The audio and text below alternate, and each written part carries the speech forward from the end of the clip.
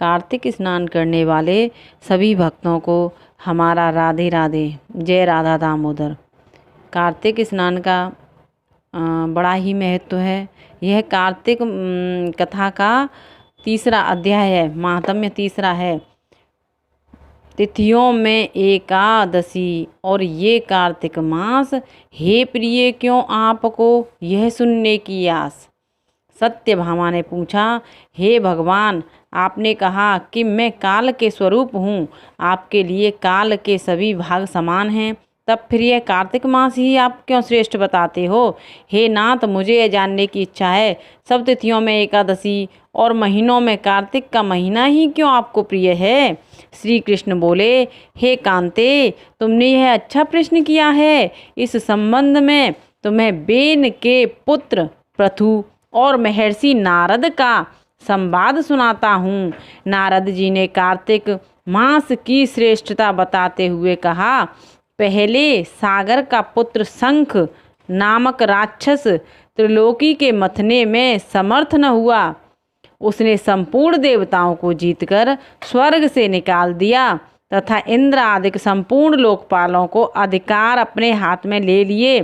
शंखासुर ने विचार किया, मैंने देवताओं को तो जीत लिया है, तो भी वे बलवान मालूम होते हैं। वे सब वेद मंत्रों से युक्त हैं, उनके वेद मंत्रों का हरण करने से वे सब बलहीन हो जाएंगे। ऐसे विचार के साथ वह असुर विष्णु भगवान को नींद में ग्रस्त देख स्वयं भू ब्रह्मा जी के लोक में जा पहुंचा और वहां से वेदों को निकालकर चलने को तत्पर हुआ। उसके भय के मारे यज्ञ के मंत्र अपने बीजों समेत जल में प्रवेश कर गए। यह देख शंखासुर भी उन्हें ढूंढता हुआ समुद्र के भीतर विचरने लगा, परंतु वे वेद कहीं भी प्राप्त न हुए। पीछे से ब्रह्मा जी भी सब देवताओं को संग ले और पूजा की सामग्री एकत्र कर वैकुंठ में विष्णु भगवान की शरण में गए। वहां उनके जागने के निमित्त सब देवता स्तुति गान करने लगे। उनकी भक्ति से संतुष्ट होकर भगवान ने नेत्र खोले। विष्णु भगवान उनसे कहने लगे, हे देवगण, मैं तुम्हारे कीर्तन पूजा आदि से प्रसन्न हुआ हूँ। आप लोगों की मनोकामना मैं पूर्ण करूँगा, यही वर देता हूँ।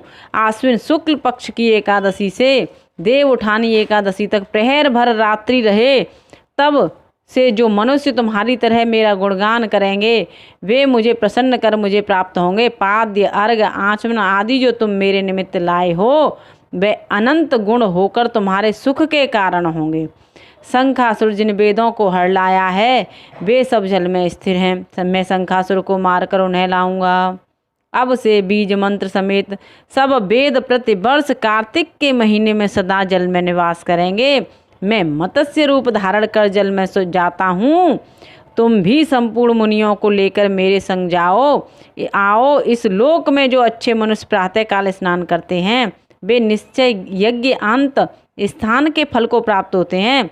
जो कार्तिक में सदा स्नान करते हैं उनको हे इंद्र तुम मेरे लोक में पहुंचा दिया करना। हे यम, तुम सदा ही उनकी विघ्नों से रक्षा करना।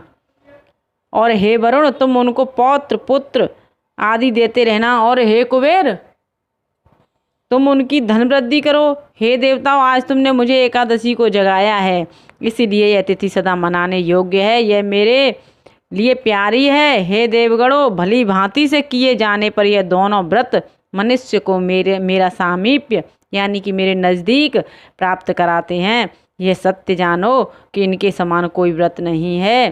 तीसरा अध्याय पूरा हुआ कार्तिक महात्म्य का। सभी सुनने